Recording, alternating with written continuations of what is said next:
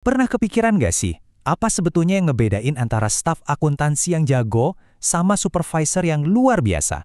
Nah, kalau Anda siap buat lompat dari sekedar pelaksana jadi seorang pemimpin strategis, Anda udah ada di tempat yang pas banget. Yuk, kita bedah bareng-bareng transformasi penting ini.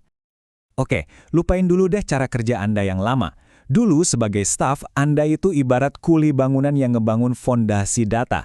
Tapi sekarang, peran Anda itu muter 180 derajat. Anda adalah inspektor sekaligus arsiteknya. Fokusnya bukan lagi soal input, tapi soal output dan review. Anda lah yang mastiin bangunan data itu nggak cuma berdiri, tapi juga kuat, akurat, dan bisa dipertanggungjawabkan.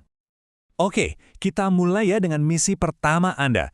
Anda itu bukan lagi cuma sekedar roda penggerak dalam mesin, tapi Anda adalah penghubung vital. Bisa dibilang, Anda adalah jembatan yang menentukan lancar atau enggaknya arus informasi keuangan di perusahaan. Coba dilihat posisi Anda sekarang. Anda itu ada di persimpangan yang krusial banget. Jadi penghubung antara tim operasional yang tiap hari berurusan sama data, dan manajemen puncak yang butuh laporan akurat buat ngambil keputusan penting. Anda itu kayak penerjemah yang ngubah barisan angka jadi cerita bisnis yang gampang dimengerti. Sekarang, kita masuk ke inti dari tanggung jawab harian Anda. Anda bukan lagi sekedar pemeriksa biasa. Anda adalah filter terakhir. Yuk kita bedah alur kerja check and balance yang bakal jadi mantra baru Anda. Anda mungkin mikir gini, kenapa sih saya harus repot-repot ngecek kerjaan staf saya lagi? Bukannya itu emang tugas mereka buat ngerjain yang bener? Jawabannya simple, tapi dampaknya itu loh. Luar biasa, karena Anda adalah benteng pertahanan terakhir. Coba bayangin, satu angka 0 salah tempat aja bisa bikin perusahaan rugi jutaan. Nah, proses verifikasi yang Anda lakukan itu adalah jaring pengamannya, buat mastiin hal itu nggak akan pernah terjadi. Salah satu senjata utama Anda buat verifikasi adalah rekonsiliasi bank. Anggap aja Anda ini sekarang detektif keuangan. Tugasnya bukan cuma nyocokin angka doang, tapi benar-benar melacak jejak tiap transaksi biar catatan kita sama persis dengan kenyataan yang ada di bank. Ini alat kontrol yang penting banget, nggak bisa digantiin.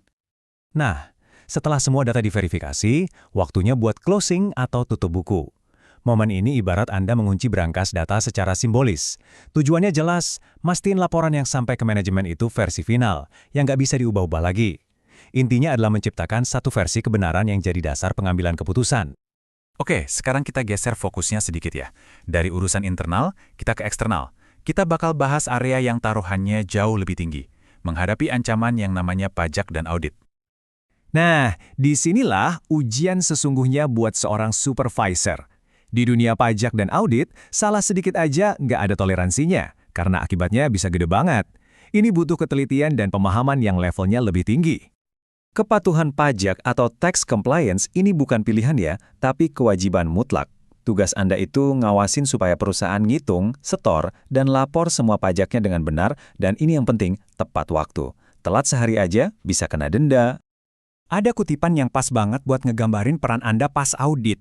Ketika auditor datang, supervisor adalah penjaga gerbang. Betul, Anda itu garda terdepan, wajah pertama yang mereka lihat, dan perisai data pertama bagi perusahaan. Terus, gimana caranya jadi penjaga gerbang yang tangguh? Jawabannya adalah vouching. Ini senjata utama Anda. Proses ini intinya adalah ngebuktiin setiap angka di laporan keuangan dengan dokumen pendukung yang sah. Simpelnya, buat auditor, transaksi tanpa bukti itu ya sama aja nggak pernah ada. Tadi kita udah ngomongin tanggung jawab dan risiko yang besar, tapi seiring dengan itu datang juga kekuatan yang sepadan. Yuk kita ngomongin soal wewenang. Ini adalah alat yang bakal Anda pakai buat ngejalanin peran baru ini secara efektif.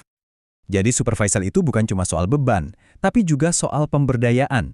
Anda sekarang pegang kunci akses ke seluruh data keuangan, punya wewenang buat ACC pembayaran, punya kekuatan buat ngusulin perubahan, dan tentunya punya hak buat terus berkembang secara profesional. Tapi nih, dari semua hak tadi, ada satu yang paling krusial, yaitu wewenang buat bilang tidak. Betul, Anda punya hak penuh buat nolak transaksi apapun dari departemen manapun kalau itu nggak sesuai sama standar operasi prosedur alias SOP. Ini bukan soal jadi penghambat, tapi soal jadi pelindung. Kenapa sih hak bilang tidak itu penting banget? Karena inilah garis pertahanan pertama Anda melawan fraud atau kecurangan. Setiap kali Anda menolak transaksi yang nggak sesuai prosedur, bisa jadi Anda baru aja nyelamatin perusahaan dari kerugian besar atau ngejaga reputasinya.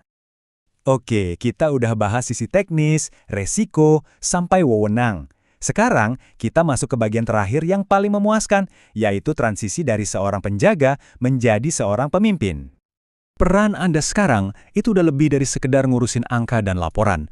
Ini soal manusia, soal ngebimbing tim Anda, ningkatin kemampuan mereka, dan ngebangun sebuah tim akuntansi yang bukan cuma akurat, tapi juga solid dan produktif. Coba perhatiin pergeseran keahlian ini. Dulu, jago PSAK atau mahir software akuntansi itu mungkin segalanya. Sekarang, itu baru setengah jalan. Kemampuan manajerial kayak mecahin masalah, ngatur waktu di bawah tekanan, dan komunikasi yang efektif itu jadi sama pentingnya, bahkan mungkin lebih. Jadi, intinya begini, Anda itu bukan lagi cuma seorang akuntan. Anda adalah arsitek keuangan untuk tim Anda. Pertanyaannya sekarang, apakah Anda siap untuk mulai membangun?